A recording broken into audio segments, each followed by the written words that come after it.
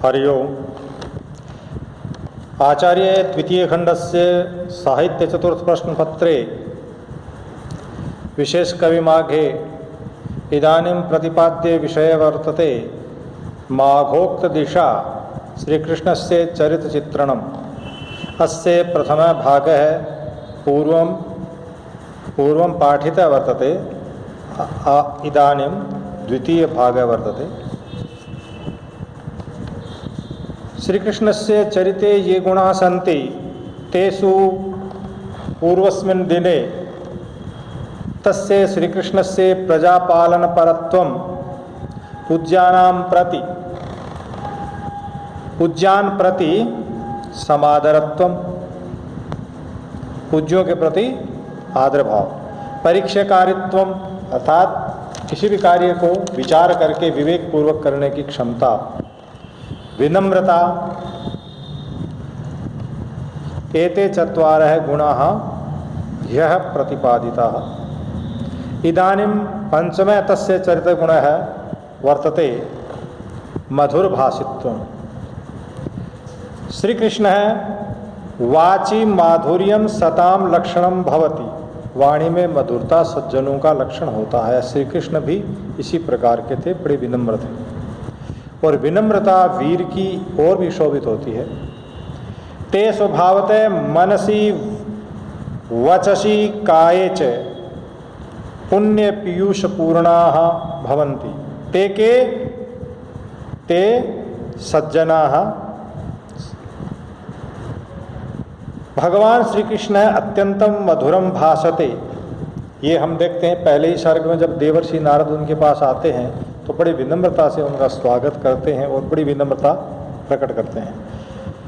नारदम आगमन प्रयोजनम प्रष्टुमिच्छया ब्रूते, नारद जी का स्वागत सत्कार कर दिया, उसके बाद में उनसे कुशल समाचार पूछ रहे हैं, फिर उनको आने का प्रयोजन पूछना चाह रहे हैं। तो प्रयोजन का जो तरीका है वो बड़ा ही सुंदर है।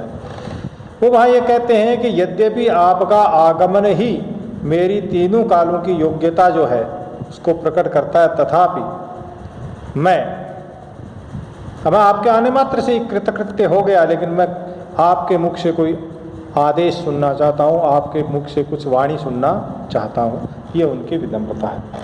हे देवर्षे यद्यपि भवद्दर्शने नैवाहम कृतकृत्योस्मि, भवद्दर्शनेनैव अर्थात भवद्दर्शनेन एव अहम कृतकृत्यो अस्मि, पुनरपि अहम अर्थ गौरव पूर्णाः ते वाचः, अर्थ गौरव से परिपूर्ण कल्याणकारिणी तुम्हारी जो वाणी है उसको सुनने की इच्छा रखता हूँ। यतो ही अस्मिन् संसारे एतावत् कल्याणं पर्याप्तम् इति कृत्वा न कोपि मानवः तुष्यति, कल्याण जितना भी हो जाए उतना ही कम है। हर कोई आदमी कल्याण को चाहता है और जितना हो जाए उतना ही उसके लिए कम है। कोई भी कल्याण से तृप्त पूर्ण रूप से नहीं होता। इसीलिए कृष्ण कहते हैं वहाँ पहले सर्ग में, विलोकने नैव तवामुना मुने कृतार्थोऽस्मिन् निवर्हितांहसा, तथापि शुश्रूषुरहं गरीयसी गिरोऽथवा श्रेयसी केन तृप्यते। श्रेयसी केन तृप्यते, कल्याण में कौन तृप्त होता है? जितना कल्याण हो जाए उतना ही अच्छा है। यद्यपि मैं तुम्हारे दर्शन मात्र से संतुष्ट हूँ, वो प्रसन्न हूँ या धन्य हूँ, किंतु मैं आपकी पावन कल्याणकारिणी वाणी को सुनने की इच्छा रखता हूँ। क्यों रखता हूँ? क्योंकि कल्याण से कौन तृप्त होता है? जितना हो जाए उतना ही कम है। ये उनकी खूबी जो है वो हो गई उसकी मधुर भाषिता। मितभाषी, कम बोलते हैं। हम देखते हैं कि दूसरे सर्ग में ये मितं च सारं च वचो ही वाग्मिता, कम और सारपूर्ण बोलना, यही वाणी का चातुर्य है। अर्थात हितकर्म सारपूर्णम स्वल्पम वचः एव मानवस्य वाक्कौशलम प्रकटयति, महदिदम स्वाभाविकम वैशिष्ट्यम भवति। महताम बड़े लोगों का यही स्वाभाविक वैशिष्ट्य है। भगवान श्री कृष्णोपि अतीव मितभाषी अस्ति, अतएव शिशुपाल वधाय प्रस्थातव्यम अथवा युधिष्ठिर यज्ञाय इत्यत्र वर्धमान शत्रु नोपेक्ष। दो कार्य उपस्थित हो गए कि शिशुपाल का वध करना चाहिए अथवा यज्ञ करने के वाले शिशु युधिष्ठिर के यज्ञ में उपस्थित हुआ जाए। तो दोनों में से जब एक की बात आई तो वो कहते बढ़ते हुए शत्रु और रोग की उपेक्षा नहीं करनी चाहिए, यह विचार करके, और वो वहाँ जाना चाहते हैं। और तो वो कह रहे हैं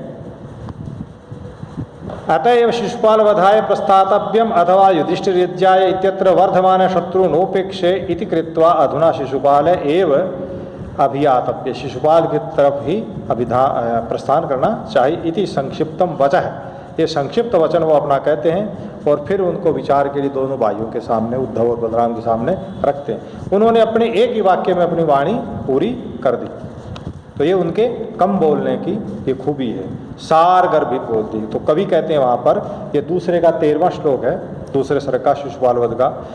यावदर्थ पदाम वाच मेवमादाय माधव विरराम महीयांस प्रकृत्यामित भाषिणः।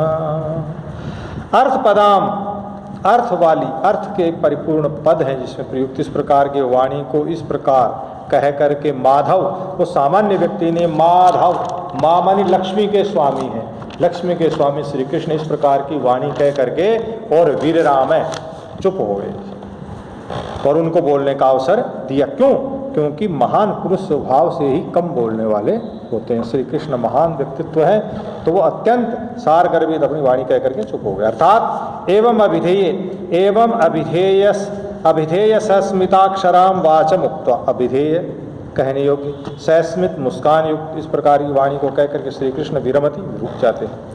यतो ही महात्मानः स्वभावेन परिमित भाषिणः भवन्ति ते निरर्थकम कदाचिदपि न जल्पन्ति। वो निरर्थक बात कभी नहीं कहते। ते निरर्थकम कदाचिदपि न जल्पन्ति। बलरामोपि एवमेव तद्वचनं समर्थयन् कथयति यत् सार गर्भितम इदम कृष्ण वचनम सुविस्तृततयापि वाण्या अतिनेष्यते। उसका उल्लंघन नहीं किया जा सकता बड़ी बड़ी वाणी से। इसीलिए वो कहते हैं, ये दूसरे के 23वां और उनका जो 14वां श्लोक है दूसरे का दूसरे सर्ग का, कृष्ण के चुप होते बलराम बोलते हैं। नैतल्लघ्व विभूजस्या वचो वाचातिशय्यते इंधनौघधगप्यस्ग्निस्त्विषान्येनात्येति पूषणम् इंधनौघधगप्यग्निस्त्विषान्नात्येति पूषणम् संक्षिप्तस्याप्यतोष्यैव वाक्यस्यार्थगरीयसः सुविस्तरतरा वाचो भाष्यभूता भवन्तु मे। वो कह रहे हैं कृष्ण जो बात कह रहे हैं वो सूत्र रूप में कही है और मैं उसको भाष्य रूप में सुदीर्घ रूप से कह रहा हूँ। तो ये श्री कृष्ण का मित भाषित्व है। सहिष्णु, वो सहन करने की क्षमता भी है, क्योंकि शिशुपाल को 100 अपराध क्षमा कर रहे हैं वो, तो सहन करने की सीमा भी उनकी अति विस्तृत है। महान्ते स्वभावतः सहिष्णवः भवन्ति ते प्रकृत्या सुख दुःखे समे कृत्वा व्यवहरन्ति श्रीकृष्णोऽपि अतीव सहिष्णुरस्ति स समर्थः सन्नपि अपराध्यन्तं शिशुपालम न हन्ति केवलम दुर्जनम मत्वा तम सहते। वो समर्थ होते भी शिशुपाल का हनन तत्काल नहीं करते हैं, बल्कि बहुत कुछ सहन करते हैं। उसे 100 अपराधों तक, हम एक अपराध किसी का सहन कर सकते हैं, 2 कर सकते हैं, 3 कर सकते हैं, लेकिन इससे ज़्यादा नहीं। श्री कृष्ण 100 अपराध बराबर उसके क्षमा कर रहे हैं। तो उनकी क्षमाशीलता, सहिष्णुशीलता जो है, सहिष्णुता, वो बहुत आगे है। वो लिखते हैं न दूये सात्वती शोनोर यन्मह्यमपराध्यति यत्तो दंधयते लोक मदो दुखा करोति मां। ये मुझे दुख करता है क्योंकि वो मुझे द्वेष करता है। मुझे इस बात की पीड़ा नहीं, इस बात की पीड़ा है कि वो अन्य लोगों को पीड़ित करता है। तो ये उसकी सहिष्णुता है। दिव्य शक्ति मत, वो दिव्य शक्ति संपन्न, वो जन्म से लेकर के और निर्वाण तक जो है वो दिव्य लीलाएं करते हैं। भगवान श्री कृष्ण जो है विष्णु के पूर्णावतार हैं, 16 कलाओं वाले। राम जो है वो मानव रूप में आते हैं, मर्यादा में रह के सारे काम करते हैं, इसलिए वो दिव्य लीलाएं यहाँ नहीं दिखाते। लेकिन कृष्ण जो है वो जन्म से लेकर के, जेल में जन्म हुआ वहाँ से लेकर के और स्वर्ग गमन तक वो निरंतर दिव्य लीलाएं दिखाते हैं।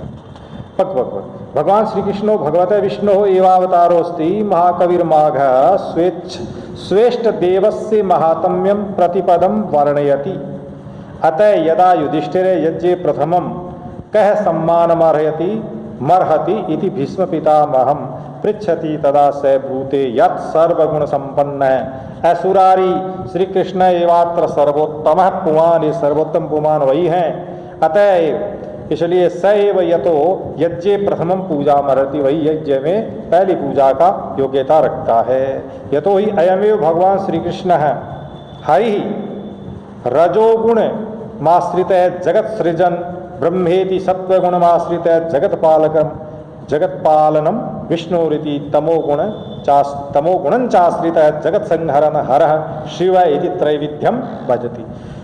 क्योंकि वही जो है वो श्री कृष्ण जो है वो रजोगुण का आश्रय लेकर के और सृष्टि करने वाले ब्रह्मा हैं, और तमो सत्व गुण का आश्रय लेकर के जगत का पालन करने वाले विष्णु रूप हैं, और तीसरा जो तमोगुण है, तमोगुण का जब वो आश्रय लेते हैं सृष्टि का श्रृंगार करने वाले शिव रूप को धारण करते हैं। इस प्रकार के त्रिदेव वही हैं।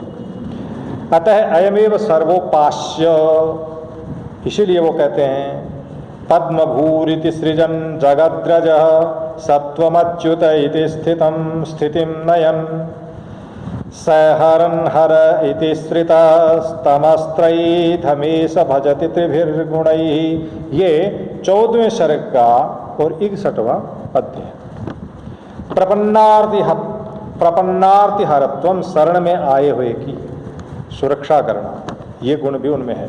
भगवान श्री कृष्ण शरणागतानां शरण्योस्ति भक्तवत्सलोयम हरिः उपासकानां क्लेशान अविलंबमेव हरति। शीघ्र ही उपासकों का, जो उनका उपासन करते हैं, आश्रय लेते हैं, उनका वो निराकरण करते हैं। किसका? कष्टों का। तदुक्तम विस्मेन ये जना भक्तिमन्तः सन्ति ते क्षीण पापः सन्तः मुक्तिम लभन्ते। श्री कृष्ण से पूजा जनानाम अपुनर्भवाय कल्पते। लोग जो है उसकी पूजा करते हैं तो दोबारा यहाँ आगमन की गुंजाइश नहीं रहती, मुक्त हो जाते हैं। भक्तिमन्तः इह भक्तवत्सले संतत स्मरण रीन कल्मषाः संति निर्वहणमस्य संसृतिः क्लेशनाटक विडम्बना विधेः। ये उनका जो है प्रपन्नार्तित्व जो है वो यहाँ है। धीर स्वभाव है, वो धैर्यशाली है। श्री कृष्ण प्रकृत्यातीव धीरोस्ति शिशुपाल दूत मुखात अप्रियाणी वचांसी श्रुत्वा श्री कृष्ण नोद्विजते। श्री कृष्ण शिशुपाल के दूत की वो द्व्यर्थक जो वाणी है, जिसमें एक तरफ उसको लताड़ा गया है, इस प्रकार की वाणी को सुनकर के भी धीरतापूर्वक और वो उसका जवाब देते हैं। धीरतया तद वचनानि उपेक्षते, उसके वचन की उपेक्षा करते हैं।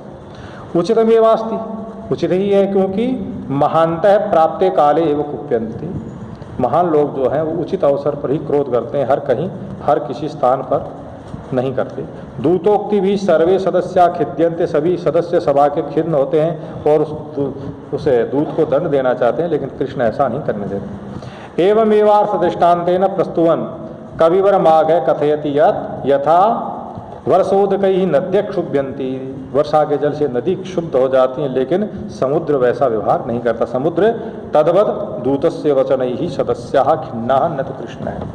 जिस प्रकार अत्यधिक बरसात से नदियां खिन्न होकर के बड़े भारी स्वरूप को धारण करके और सीमाएं लांग ले जाती हैं, लेकिन समुद्र नहीं लांगता, तो उसी प्रकार उसे दूत के कटु वचनों को सुन करके सभा के अन्य सदस्य उद्विग्न हो जाते हैं, लेकिन श्री कृष्ण पर इसका कोई असर नहीं पड़ता है। ये उनके चरित्र में विशेषता है। एनमेवार्थम दृष्टान्तेन प्रस्तुवन कविर्वर माघ कथयति यत् यथा वर्षोदकैः नद्यः क्षुभ्यन्ति न तो समुद्र है तद्वत दूतस्य वचन ही सदस्याः खिन्ना न तो श्री कृष्ण है। तदुक्तम, ये 17वें स्वर जो है उसमें 18वां पद्य आता है।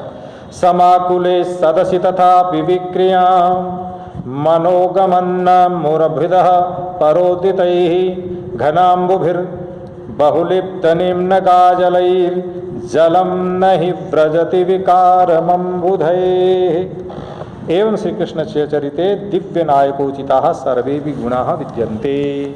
अस्मिन् कविविशेषे माघे प्रतिपाद्याः ये विषयाः सन्ति ते प्रायशः सर्वे अत्र प्रतिपादिताः सन्ति।